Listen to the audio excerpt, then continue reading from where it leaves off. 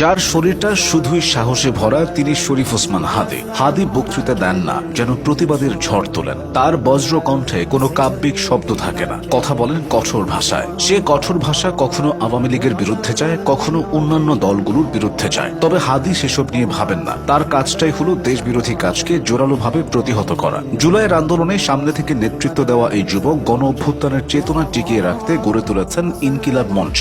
এই মঞ্চের মূল উদ্দেশ্য ছিল শোষণমুক্ত সমাজ ব্যবস্থা গড়ে তোলা এবং ফ্যাসিবাদ বিরোধী সংগ্রামকে তীব্রতর করা। শরীফ ওসমান হাদী একাধারে একজন সংগঠক, অ্যাক্টিভিস্ট, শিক্ষক ও লেখক। জনপ্রিয় ও বহুল পরিচিত কোচিং প্ল্যাটফর্ম সাইফুরসে দীর্ঘদিন থেকে শিক্ষকতা করছেন তিনি। তার কাছে ইংরেজি শেখা বহু শিক্ষার্থী এখন দেশ বিদেশের ভালো ভালো জায়গায় কাজ করছেন। শরীফ ওসমান হাদীর জন্ম ঝালকাঠির নলছিটি উপজেলার এক সম্ভ্রান্ত মুসলিম পরিবারে। হাদীর বাবা ছিলেন নিজ এলাকার খুবই সম্মানিত মানুষদের একজন। তিনি মাদ্রাসায় শিক্ষকতা করতেন, আবার মসজিদের ইমাম হিসেবেও দায়িত্ব পালন করতেন। ন্যায়কে ন্যায় বলা আর অন্যায়কে অন্যায় বলার এই সাহস হাদী তার বাবার কাছ থেকেই পেয়েছেন। পরিবারের ৩ ভাই বোনের মধ্যে হাদী সবার ছোট। শিক্ষা জীবনের শুরুতে তিনি পড়ালেখা করেছেন ঝালকাঠির বিখ্যাত নেসারাবাদ কামিল মাদ্রাসা থেকে। বরিশাল বিভাগে তো বটেই, এটি সারা বাংলাদেশের মধ্যে সবচেয়ে সুনামধন্য মাদ্রাসাগুলোর একটি। পড়ালেখার পাশাপাশি ছোটবেলা থেকেই হাদী লেখালেখি সহ অন্যান্য কাজে বেশ সক্রিয় ছিলেন। ক্লাস 7-8-এ থাকাকালীন তিনি জাতীয় পর্যায়ে বিভিন্ন প্রতিযোগিতায় অংশ নিয়ে একাধিকবার পুরস্কারও পেয়েছিলেন। এইচএসসি শেষ করার পর তিনি ঢাকা বিশ্ববিদ্যালয়ে পড়ার সুযোগ পেয়ে যান।